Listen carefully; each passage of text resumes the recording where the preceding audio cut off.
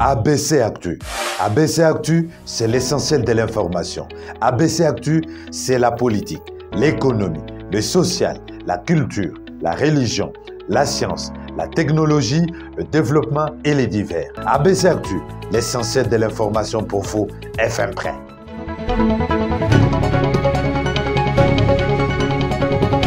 Une nouvelle session d'information avec ABC Actu, prenons le titre. Maltraitance et actes de torture sur les femmes et enfants à Salamabila, le Premier ministre s'est saisi du dossier et tient à mettre fin à cette situation. Un élément que vous suivrez au cours de cette session d'information. Lingwala sous opération coup de poing ce mercredi. L'avenue Nyangwe vidé de bars, kiosques et restaurants. Deux détails que vous suivrez dans ce journal.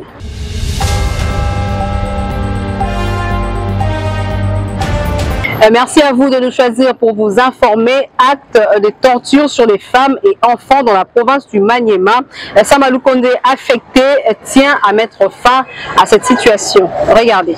Préoccupé par la situation qui prévaut dans la province du Maniema, notamment de cas de violation de droits de l'homme caractérisés par des actes de torture en public sur les femmes et les enfants à Salamabila, le chef du gouvernement, Jean-Michel Samalou Kondé Kienge, a réuni autour de lui mardi 7 février quelques membres de son gouvernement, notamment le vice-premier ministre de l'Intérieur, le ministre des Droits humains, le ministre de la Défense nationale et ancien combattant, et le ministre de la Santé, ainsi que quelques membres de son cabinet. Et le ministre des Droits humains, qui a fait le compte-rendu à la presse, a indiqué qu'il était question de passer en revue cette situation très alarmante qui porte atteinte à la vie des femmes et des enfants et qui sème l'insécurité dans la province du Maniema afin d'envisager de mesures idoines. L'opinion se souvient que les ministres des Droits humains que nous sommes avions reçu une grande délégation des députés nationaux, des sénateurs et des députés provinciaux et autres notables de la province du Maniema autour des cas de graves violations des droits de l'homme que nos compatriotes de cette province vivent. C'est d'autant plus grave que le Premier ministre qui était saisi a voulu avoir la lumière. Après les grands visiteurs que nous avons reçus dans la République, le pape, on ne peut pas s'en cacher. Le Premier ministre nous a convoqués, les différents responsables, pour étudier la réponse du gouvernement qu'il faut apporter à nos compatriotes, à cette grande préoccupation de violation des droits de l'homme. Fabrice Pouela a aussi ajouté que son Excellence, Monsieur le Président de la République et le Premier ministre sont très attachés au respect des droits de l'homme. La réaction du Premier ministre, vous savez, à la suite de son Excellence, Monsieur le Président de la République, il est très attaché au respect des droits de l'homme. Le corps de la femme est sacré, tout comme tout autre corps. C'est à travers la femme que nous venons au monde. On ne peut pas se permettre de faire la loi en pleine République démocratique du Congo et appliquer la charia, se mettre à flageller les femmes. Il faut signaler que ces actes de torture et violence contre le paisible citoyen, principalement les femmes, sont perpétrés par de groupes armés non autrement identifiés à Salamabila, dans les territoires de Kabambare, dans la province du Maniema.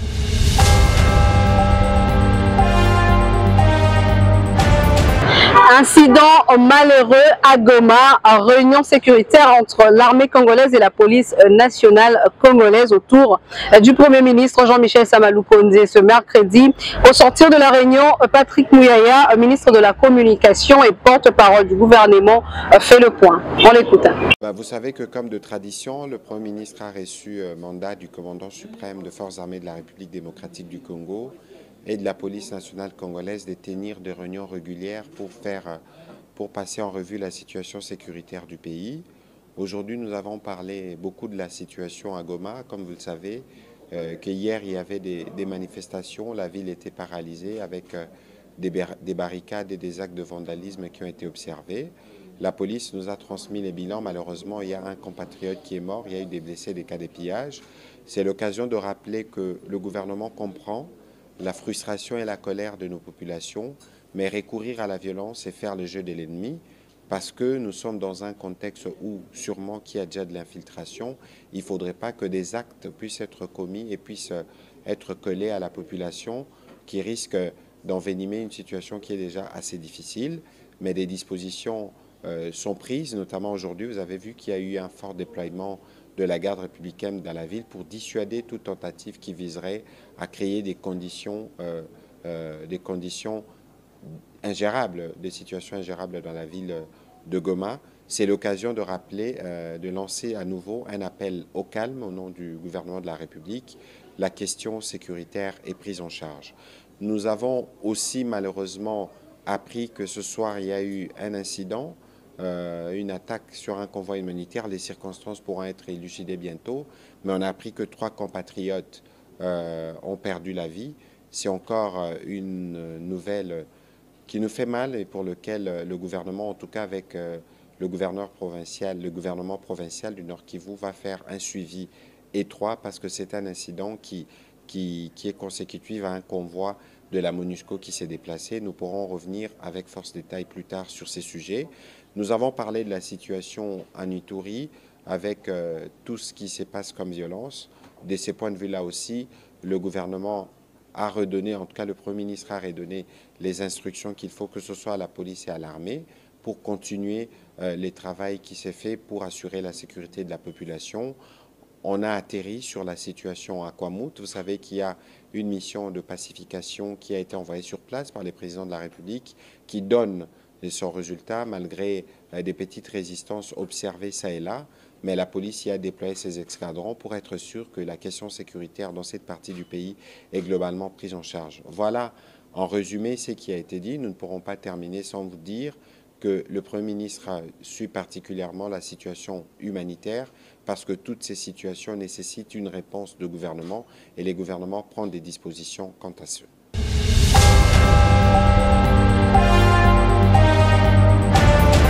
Opération coup de poing, on en parle encore dans ce journal. Willery Nyangwe ont subi la rigueur de cette mesure ce mercredi. Le gouverneur de la ville et son adjoint étaient sur place. À regarder. Nul n'est au-dessus de la loi, dit-on. Construire sur une emprise publique est un délit. Ce mercredi 8 février, l'opération coup de poing est passée par le rond-point Willery et ses alentours, puis sur Nyangwe, un des points chauds de la ville dans la commune de Lingwala.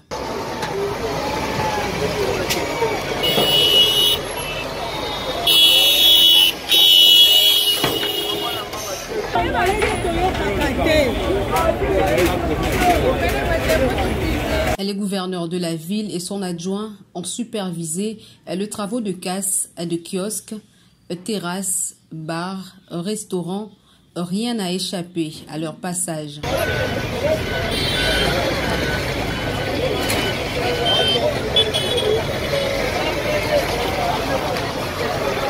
L'exécutif provincial a indiqué dans un communiqué qu'il verra à ce que les récidivistes et autres récalcitrants qui continuent à occuper anarchiquement le trottoir, les emprises et espaces publics soient sévèrement sanctionnés. Après Nyangwe, l'avenue Libération, ex-24 novembre, verra l'équipe Bopeto leur visiter le samedi 11 février prochain. La loi est dure, mais c'est la loi.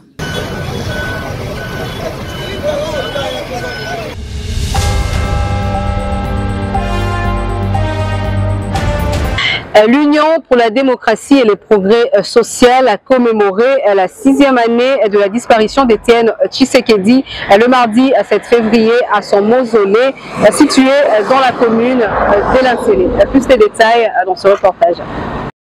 Une célébration eucharistique pour honorer la mémoire d'Étienne Tshisekedi à Mulumba, c'est mardi 7 février 2023 à la commune d'Elansele où est érigé le mausolée où repose à jamais les sphinx délimité. Le Premier ministre et chef du gouvernement, Jean-Michel Sama Lukonde Kyenge, a représenté le chef de l'État, Félix-Antoine Tshisekedi Tshilombo, à cette cérémonie commémorative du 6e anniversaire de la mort de celui qui a lutté toute sa vie pour l'instauration de la démocratie et d'un État de droit en République démocratique du Congo.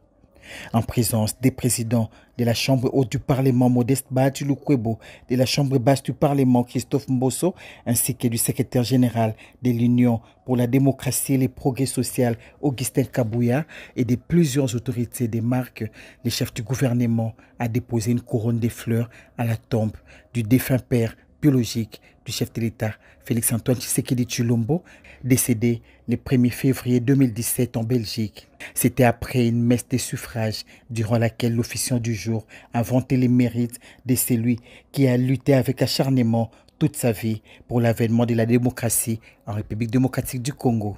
Etienne Tshisekedi Mulumba est le père de la démocratie en République démocratique du Congo et son combat mené avec bravoure restera inscrit dans les annales de l'histoire de la République démocratique du Congo pour des générations futures.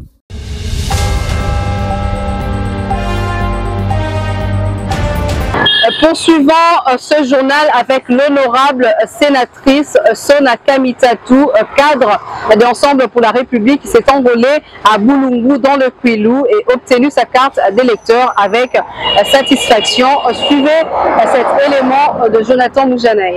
Dans le cadre de la sensibilisation pour l'enrôlement, Olivier Kamitatou, directeur des cabinets du président national du parti Ensemble pour la République, et la sénatrice Marie-Josée Sona Kamitatou ont effectué une descente en force dans leur fief, dans la province de Kwilu.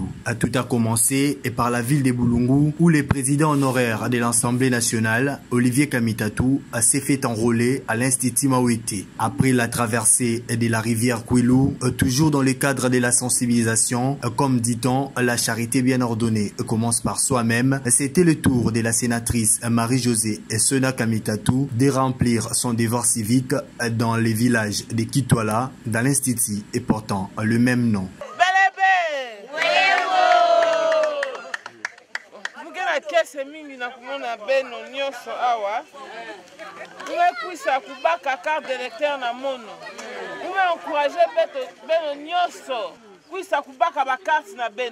Merci beaucoup. Merci.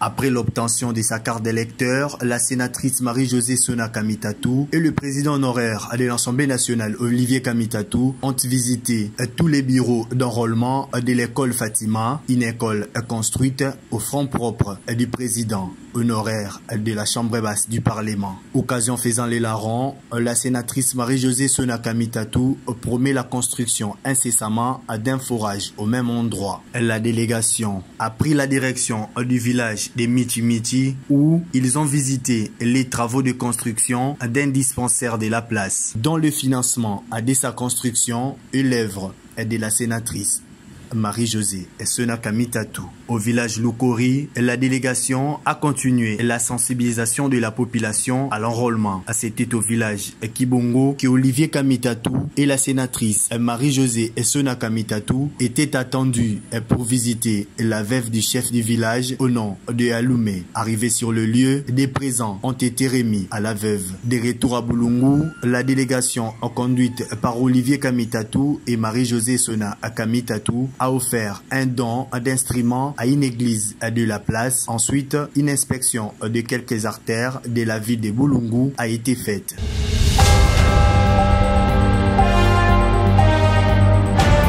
Le site choisi pour établir la centrale photovoltaïque de Cabinda a été visité par Jean-Claude Lubamba, vice-gouverneur de la Lomami, le lundi 5 février dernier. Regardez.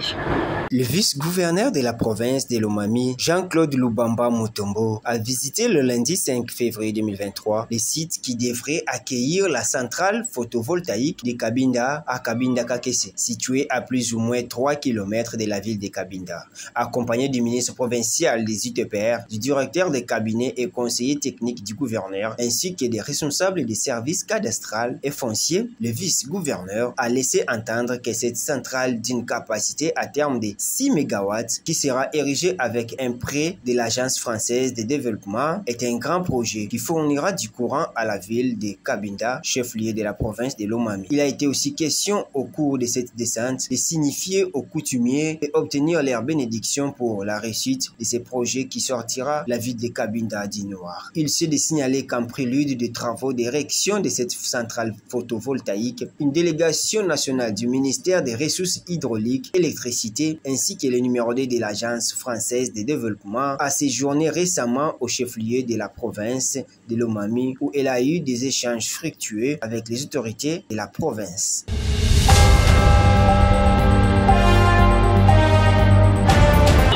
Cette nouvelle marque la fin de cette session d'information. Place au rappel de titre. Maltraitance et actes de torture sur les femmes et enfants à Salamabila. Le Premier ministre se saisit du dossier et tient à mettre fin à cette situation. C'est un élément que vous avez suivi dans ce journal. Lingwala sous opération coup de poing ce mercredi. L'avenue Nyangwe vidé des bars, kiosques et restaurants. Vous l'avez également suivi dans ce journal. Ce journal est terminé. Merci à tous de l'avoir suivi.